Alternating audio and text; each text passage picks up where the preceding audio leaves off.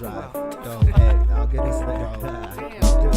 Whip just turned into a spaceship. All my boys got perma-fried smiles like they got faceless. One blink, now they faceless like the photos in the ring. The thing shrooms allow me to see. Stare into the mirror and I melt into the sink.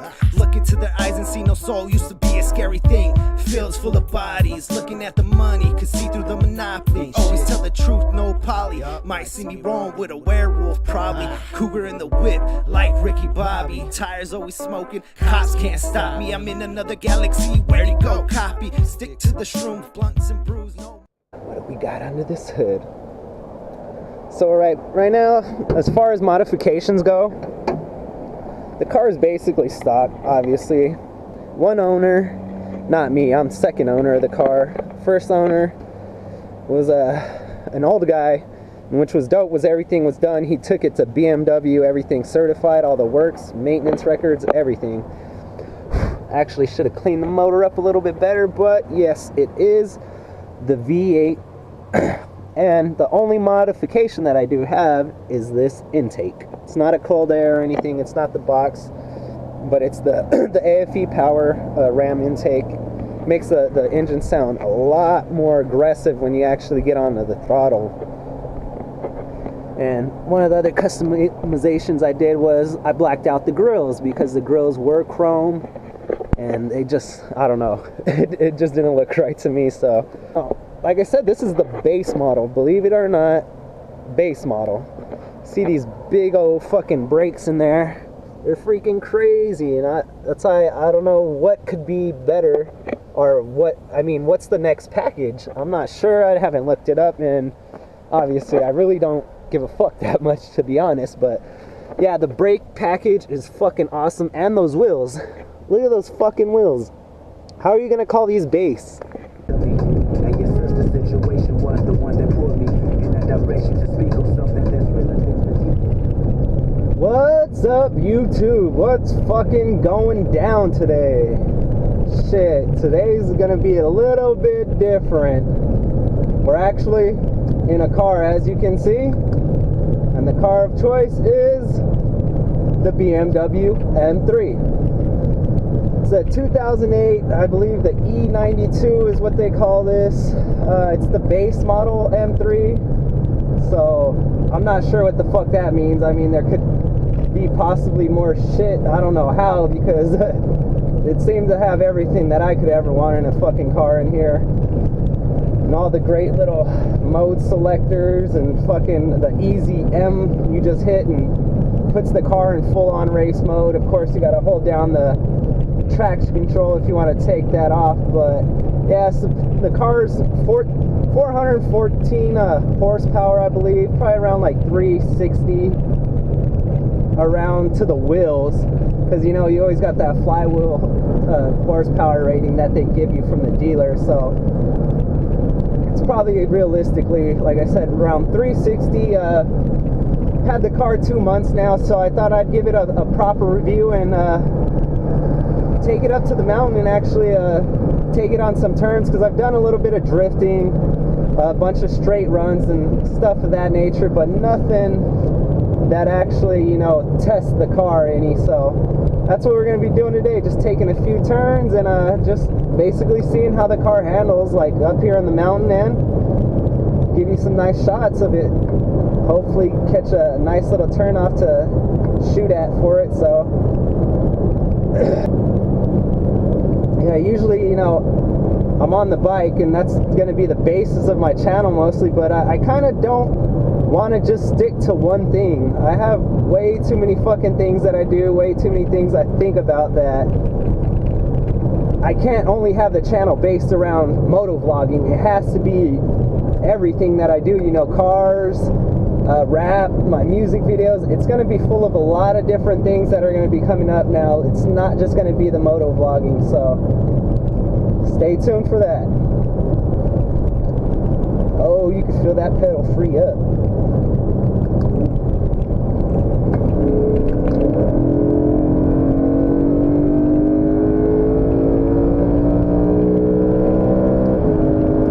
Oh man, listen to that power right there. You know, when I first got this car, I honestly fucking hated it, but I had no idea about the M button, and I had no idea how to set the car up to my driving, because this car has so much technology that it's fucking crazy. Even in comfort mode, it actually stiffens the gas pedal and makes it a lot harder for you to push it. And when you throw it in M, you feel the pedal lighten up and the car just opens up. It's fucking amazing. And that's one thing I couldn't figure out. I was like, how the hell do you get this car turned up? I couldn't figure it out. And then once I actually hit the M button, it's honestly magic. I hit that little baby and whoa, thing opened up and it felt good. I was kind of surprised. I was like, oh, I don't even think this car would have beat my S2000, you know, honestly, and it's definitely not going to touch my turbo Integra. But once I got this M button unlocked and started figuring out the capabilities of the car and like how to work with it, oh, the 0 to 60 on this fucking thing is awesome. It doesn't matter if you have 3 people in the car or it's just you. It's fucking awesome. And this is the 4-door version, not the coupe, the 2-door, because I do have a family and I'm kind of tired of 2-doors, to be honest. They're too small. Just I want to relax. I'm getting older and I still want to have a little fun though, you know. So I think this is a good little platform. It's one of the only years, well, the few years of the run that they made 4-door V8. Nowadays, if you get one, they're all V6 turbo for fuel economy and all that bullshit. But yeah, this is their last one, their last V8, the last, you know, I think great powerhouse. You know, it does have the you know, they say this is a manual transmission. It is not manual. There's no clutch down there. It's like a video game. I'm just paddle shifting, you know, at best, and click over. It's fully automatic, which is great for, you know, the wife or the girlfriend if, you know, you have one and you still want to be able to have just one car. Maybe, you know, they could still throw it in automatic and drive perfectly fine. But we're gonna get on it a little bit right here, see how it does.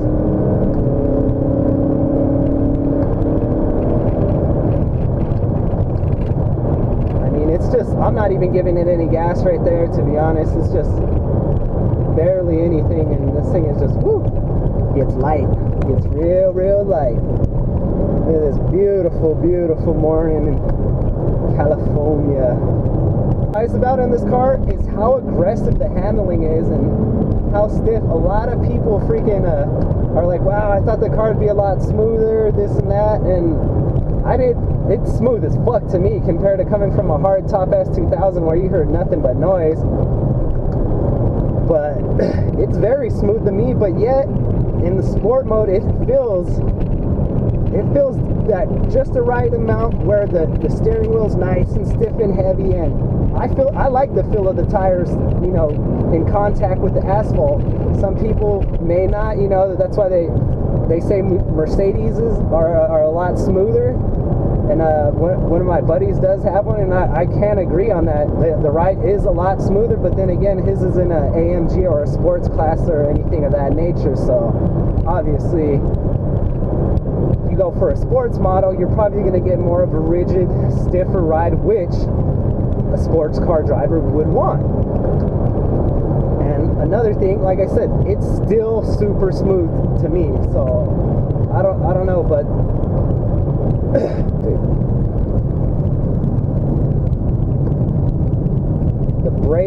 the brakes on this car are fucking just as amazing as the acceleration, you know. Woo! Biker, bike life, boy. Yeah. One of the things that I do like too, when you always get in the car, start it up, it just goes into basic mode. If you want it to be in the sport mode, you know, you really have to press that magical M button.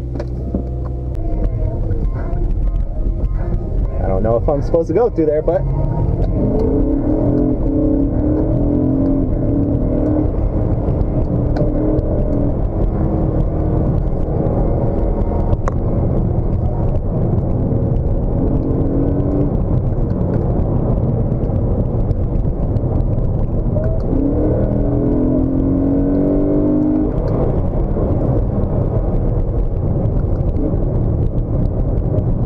intake growl up. I mean, I have to say the car handles really well. Like, we're just cruising 45, no gas on a 25-mile-an-hour turn. No struggle whatsoever. Nice and smooth, babe.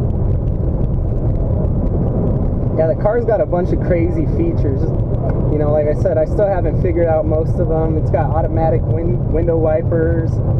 Tells you how much gas you have. Like, all kinds of meters. You don't even check the oil with a dipstick on this thing. You check it with a button. Oh, there goes the oil right there in this little area. And it tells you, you know, how much oil is in the car if you're at an okay level or you have to add. And another cool thing that people kind of say maintenance is really expensive on these cars. You guys got to kind of think about it. Okay, oil change is what? Maybe $100 to $200 if you take it to the BMW dealer. And that's not bad considering you're getting about 8 quarts and new filter, and the oil lasts 10 to 15,000 miles. Now your regular oil change on your typical Honda is about $50, $60 with synthetic oil, the filter, and that lasts at best 35, maybe, if you're fucking lucky and you're not engaging in power. You're gonna get about, you know, 3,500 miles out of that. Now this, okay, then again you're spending 200, but you're getting 15,000 miles. Okay, so you guys got to kind of do the math. It's pretty fucking simple. You know, how many oil changes can you get for the price of this oil change? You got to think about it, because you can't put no 10, 15,000 miles on, you know, a Honda or anything of that nature. So I don't think of it as a downfall, which most people do. We're not even in M mode, we're just chilling. There might be a little bit of rocks in here, so.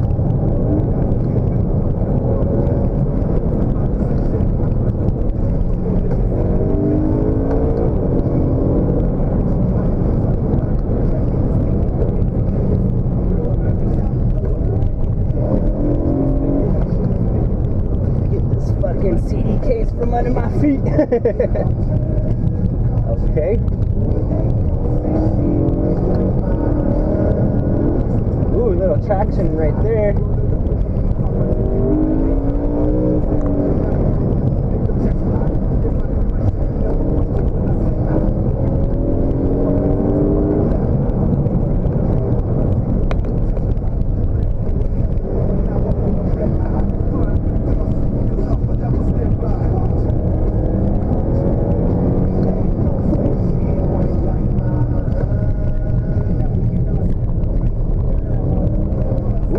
Little drifting right there, buddy.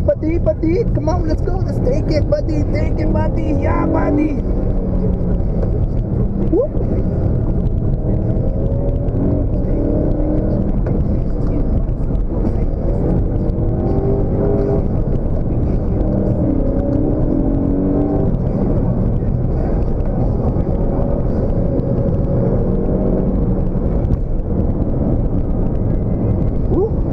All these little loose rocks in front.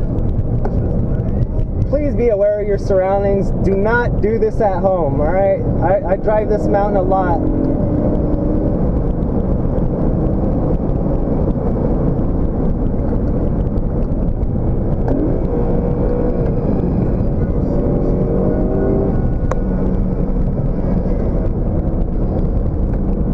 Okay, not a cop.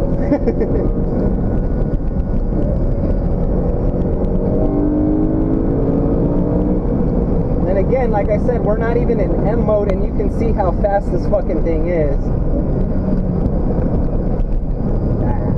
Traffic, as always. Yeah, but I gotta say, I underrated the car, underestimated the car. I fucking hated it when I first got it.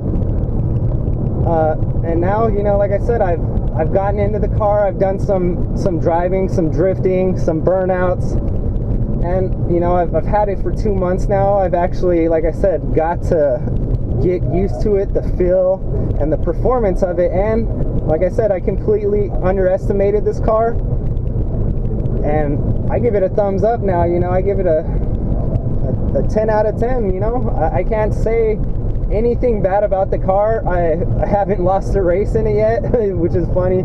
I've had some funny ass Uber rides where I actually raced this lady to beat the train from the Metrolink in San Bernardino to Rialto. We had 7 minutes to get, you know, from a city one place to another because we had just missed the train. And sure enough, we hopped on the 210 freeway and I got her there, you know, within, I think it was like 5 minutes. We literally beat the train, and as I was pulling up and stopping, the train was barely coming, which was fucking fun as hell. And you know, someone would even request that, but it, you know, I was surprised, like I said, once we did that little drive, and I was like, wow, this thing could actually get up to, you know, 100 miles an hour, 120, like that. Very, very fast on the freeway. The only thing that I hate, which you can obviously change with a programming, a remapping of the ECU, is the car tops out at 155. 155, I believe, like when you're pushing it in 5th gear.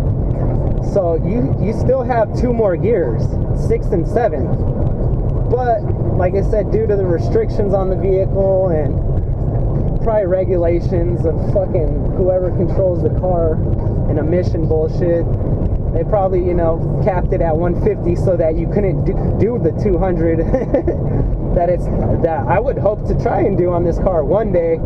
Eventually I will get the ECU modded and chipped, and I will find out, you know, how fast this fucking thing can go. But of course, it's a matter of time, it's a matter of building and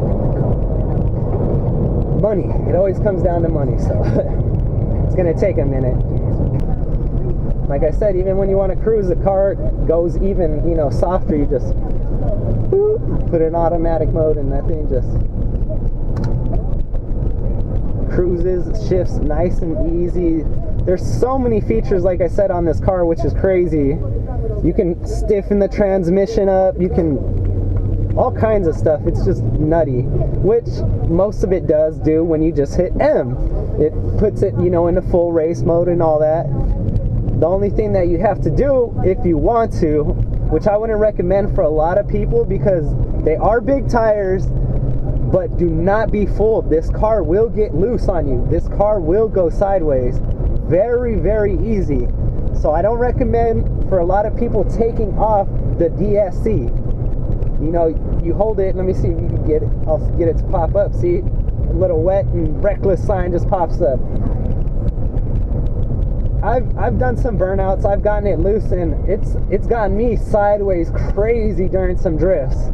That's why I tell people, be very, very careful, because even going through those mountain runs right there, I had it on, and the traction control was still lighting up, trying to do its job, you know.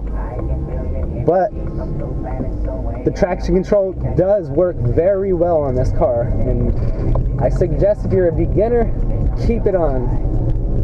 So that was my quick little synopsis of the M3. I hope you guys liked the video.